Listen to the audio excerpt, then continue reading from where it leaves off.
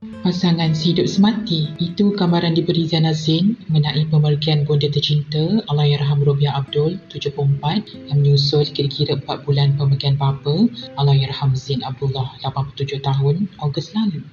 Ziana berkata, kisah hidup ibu bapanya umpama filem cinta di mana selama 58 tahun hidup bersama, payah sekali buat arwah ibu melupakan sosok suami yang menjadi tempat bergantung selama ini. Mungkin sebab arwah mak sedih dan kemurungan selepas abah pergi, jadi penyakit kanser yang dihidapi cepat menyerang. Mereka sudah berkahwin 58 tahun, iaitu dari umur 16 tahun mak sudah berkahwin. Jadi arwah abah itu adalah sekali-kalinya buat mak kerana itulah dunia dia.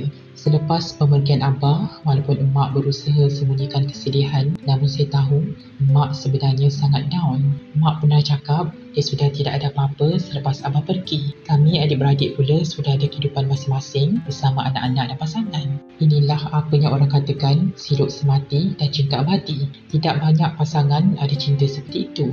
Lebih-lebih lagi, cinta sejati dalam kalangan orang muda yang sudah kian berkurangan. Ziana berkata, ibunya tidak meminta apa-apa sebelum pergi, namun ratu hatinya itu berpesan kepada adik-beradik untuk beliau disemadikan di tanah kuburan yang berhampiran dengan kediaman mereka. Namun, apa yang membuatkan Ziana lega, kedua insan tersayang itu disemadikan berhampiran. Mak kata, jangan susah-susah bawa balik jenazah ke Melaka. Selain itu, mak juga berpesan supaya kami adik-beradik tidak berpecah, sikit sama sikit, banyak sama banyak. Jadi saya cakap kepada mak, insya-Allah saya akan cuba pegang kata-katanya itu.